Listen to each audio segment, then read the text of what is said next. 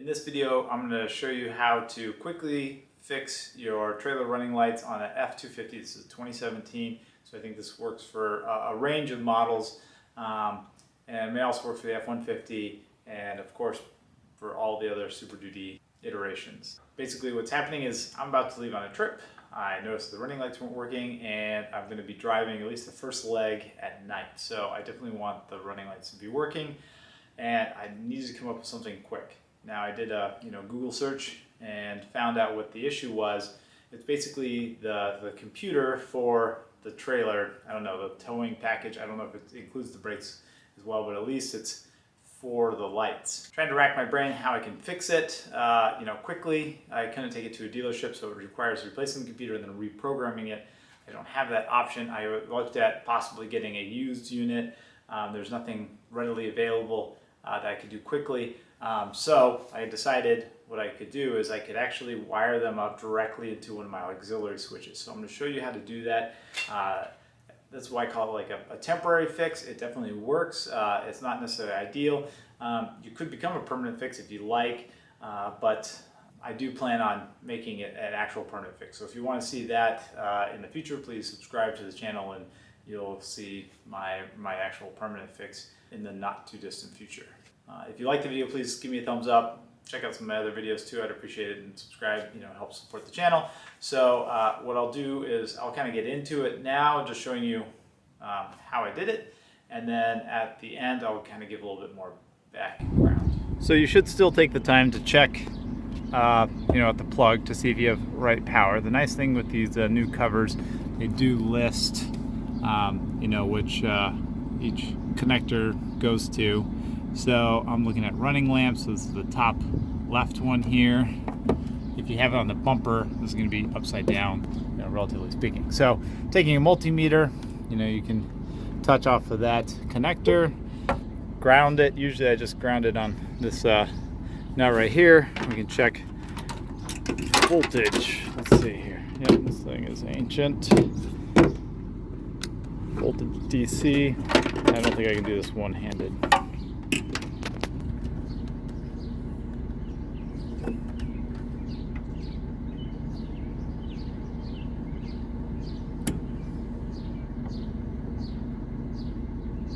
About 3 volts, 2.7 volts.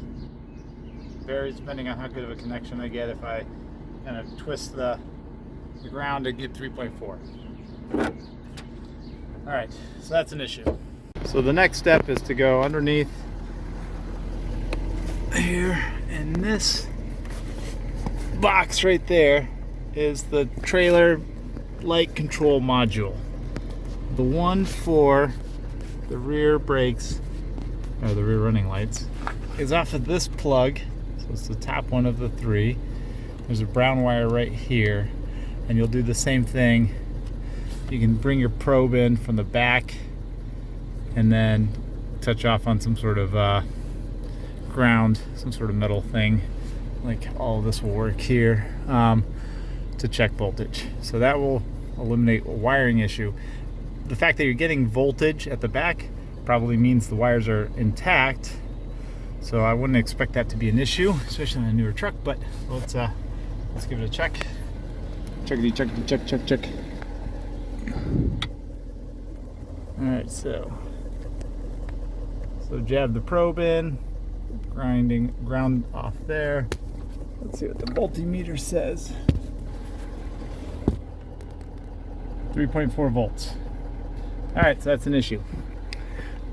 I need this truck for towing tomorrow. I don't have time to replace this stupid thing.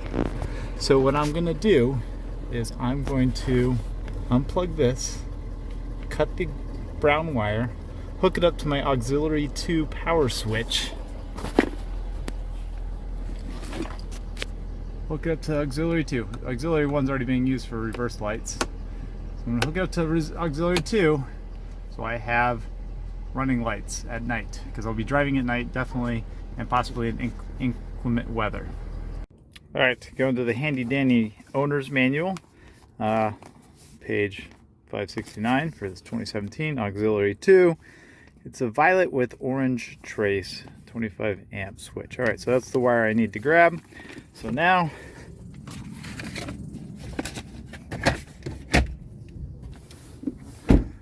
you go to the front of the truck, driver's side, this little box right here, this bundle of wires right here. There it is. That's it. It's like, I think it was purple with an orange trace. That's the wire for auxiliary number 2. I'll pull this one somewhat loose. I zip tied it when I did my thing, so I'll have to cut the end off here. I'm going to put on a wire coupler and I'm going to run a wire into the engine bay, or not engine bay, driver's side footwell. So let me work on that. Okay, so just behind the parking brake, this rubber boot, I shoved the wire through there, and then it's actually fairly close then to the wire I need to match up to. It's a little bit of a hard to reach, but I managed to snake it up. So it's basically just underneath and below the brake booster. I actually got the wire from underneath the car, reached up, and then was able to kind of like push it up onto a shelf over here and then come in from the top. So now all I have to do is put these two together. Let's do that. If you haven't seen how I normally do this, I'm going to cut it. I'm going to use a coupler like this. This is one of those weather heat shrinking sealing couplers. And then also put some heat shrink tape over it with a little butane torch to help do that. So if you want to see a little bit more of me doing it in action, you can watch my wiring the rear lights video, which I'll put a link up on the top here. So let's get going. I'm just going to do that now without really showing what's going on. So this is what the connection looks like. It's probably overkill for a temporary, but this is what I'm going to do. If you want to see what I'm using, this is weather sealed, so when you heat shrink it, it actually seals the ends. And then I am going to put heat shrink tubing over it. It fell down a bit, so I'm going to have to go grab it. But check the description for links for the various tools and such that I'm using for this. Now the heat shrink tubing's on, or insulator. Now let's go into the cab and work there. I pulled the box out just because I figured to get out of my way. It's super easy to pull out. You just unplug these things, you push this tab down, the thing slides out. To put it back in, you slide it back in, plug in the thingies again. So now I'm gonna have to get some light, but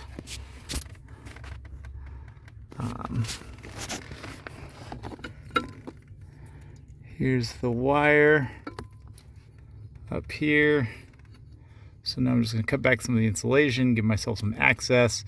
I'm going to just cut it, and then with enough room so I can splice it back together when it's time to do the permanent repair, which is replacing that thing. So first step is I'm going to cut back some of this tape, expose a bit more of the wire, and then cut it, and then crimp it and such.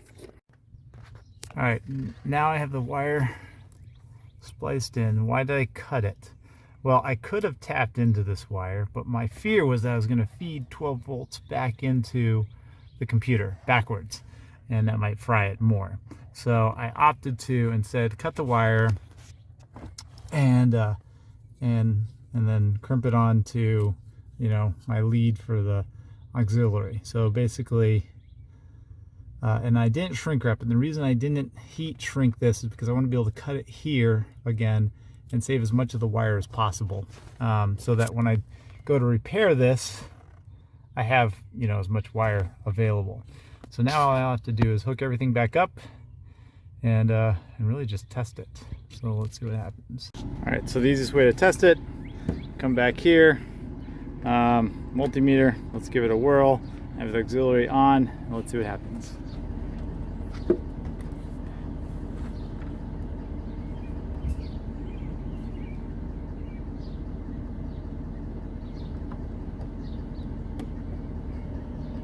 .5 volts. Boom, chicka boom. All right.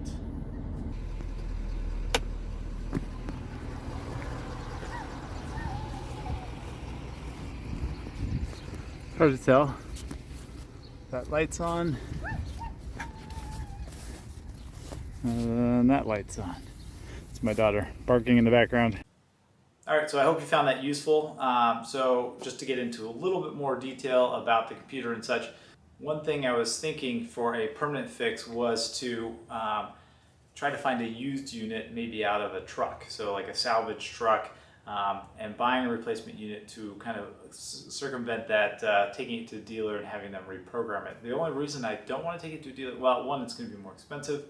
I can't imagine it's going to be super expensive, but you know, it's an expense I'd like to avoid, and replacing that computer literally takes like 30 seconds to a minute.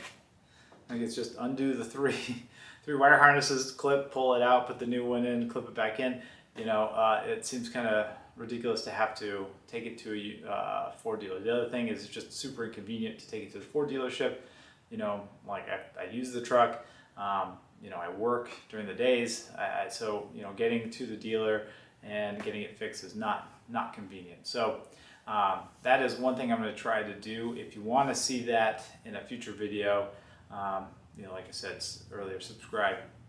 But with those computer units, one thing to note is that they're very specific on the model number. So mine is something like, I think, AK.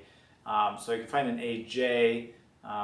You know, if you were just to buy a unit online, you may not necessarily get the right revision level. So that is going to be a tricky part. So I figure if I find a used unit that is both from my same model year and approximately the same model type, you know, like a four-door F-250 long bed, you know, style with a, you know, tow package, that's probably going to be almost exactly the same as the one I have in the truck. So I'm kind of hoping it's just plug and play at that point.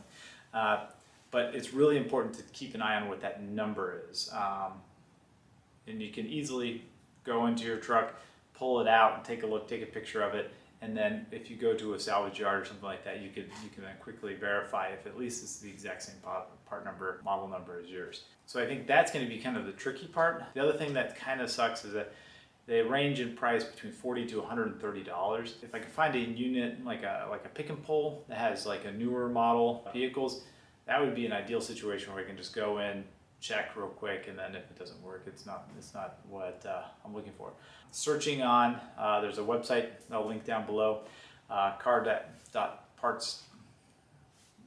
Just go to the link. You can search for a lot of different things, but oftentimes when you're searching for like the computer module, it'll pull up the brake controller, and that's not exactly what you're looking for in this particular case. So it complicates things a little bit, but it does help you identify, you know, salvage yards that might have the same truck that you're looking that you need, and maybe they have the parts, especially if they have the whole entire truck. So that's something I'm going to try. Again, you know, if you want to see it, you know, please subscribe and it'll be in a future video. So thanks again, and hopefully this was helpful. And if you can give me a thumbs up, appreciate it. Bye.